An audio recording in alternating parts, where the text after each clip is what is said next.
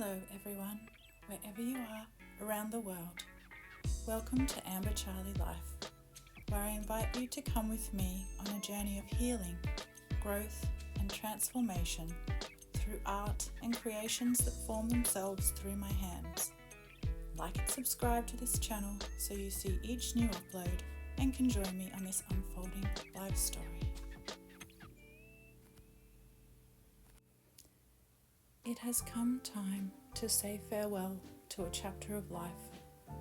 As we drive the 10 hours to our new destination, I take the chance to reflect upon why I am potentially running away.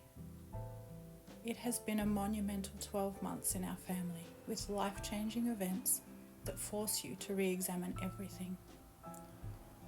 Prior to this was the Big C event and the impacts it had. And even earlier was the trauma I experienced in childhood and then later relationships. It has been an exhausting accumulation of factors, and I have finally reached burnout. I do not believe I am alone in feeling this way, as there are so many immense challenges, stresses, and global shifts happening. I am hoping by being vulnerable and honest with my life story and healing journey that it can bring some reassurance and comfort to others. So while each person's story is unique, I want you to know you are not alone. At this stage, having just arrived in a new rural town, all I know that I want to focus on is being close to my sons, my loving partner and dog. Maintaining the beautiful friendships with women I have made, creating art and photography, and slow living to properly heal my nervous system.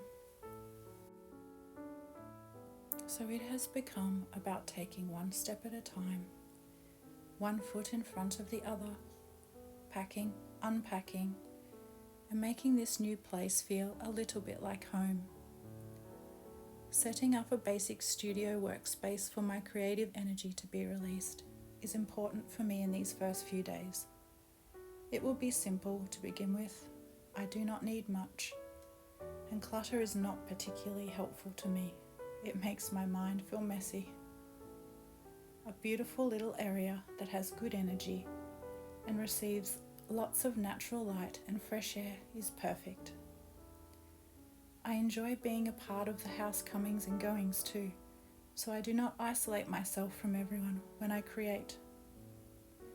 There's a happiness that comes from feeling people and our dog moving around me, coexisting with my creative world.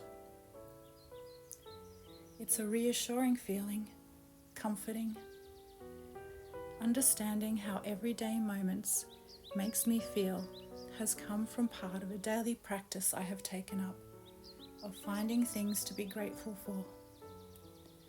I have found it extremely helpful, particularly on days that I am struggling emotionally. It was very challenging at first, as I was seeking to find big things. When I shifted my mindset onto identifying smaller, finer elements, it became so much easier to see things to be grateful for. An affordable new home for our shelter, a glass of wine at the end of a day, being able to watch the sunset, the mountain in front of me, green grass, birds chirping, a gentle breeze to dry the clothes washing. This practice is amazing for keeping it in perspective. This is not to discount or diminish any feelings you are having either, as it can be easy to then experience guilt because, well, others have it far more difficult. Who am I to complain? Someone always seems to have it better or worse, whatever that truly means. It is all very personal.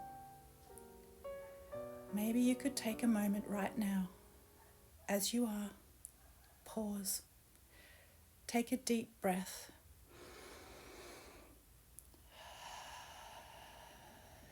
think of something that you are grateful for, no matter how big or small.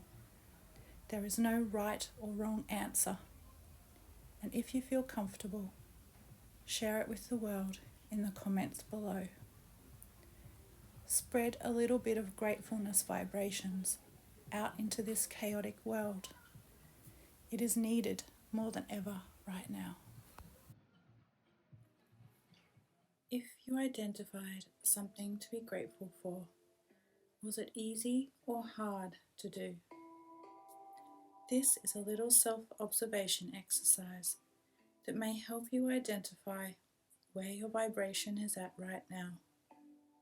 I try to name as many gratitudes as I can and then take that positive vibration into the day and see how long I can maintain it. This is one of many tools I use, and it is so simple to do, taking barely any time at all. My beautiful friend began this exercise with me, and I have maintained it ever since as it is so very helpful. When it comes to creating art, I have also developed different practices, depending upon what my intentions are. If it is a piece that is for my own personal healing, I come as I am, draw out an angel, tarot, or oracle card to receive guidance on where exactly it is I need to direct my focus. I am always amazed at how relevant the card will be in relation to a current situation or question I have been seeking an answer to. I thank my guides, put on music I am drawn to at the time, set myself up comfortably, and allow the colours and shapes to begin unfolding in front of me. I usually never know what I am about to create until the process is well underway, and then I begin to feel the emotions, energy, and story of the creation itself. As this particular piece began, I was sensing the darkness of a cave, water, and the emergence of a light source. Duality, light and dark, negative and positive, the first moments before form is born. No three-dimensional shapes exist yet in this space. It is merely primary colours, squiggles, lines. I do not know exactly where I am or what I am seeing. It is as though the reality doesn't exist, even though I can feel it moving through my hands and trying to take form in my mind. It is always best, though, to try and keep my mind away and remain still, and not begin thinking, as it can interfere with the flow and block the creation that wants to come through. I then felt the light bursts of glowworms beginning to illuminate the blackness, and a strong female energy wanting to burst forth. A delicate, beautiful physical form, but with the strength of universal life force. She is maternal, nurturing and protective, a creator, a mother goddess of the primordial waters, who watches over the creation of the world. She holds her place out of the water, but still deeply connected to it, and observes nature being formed.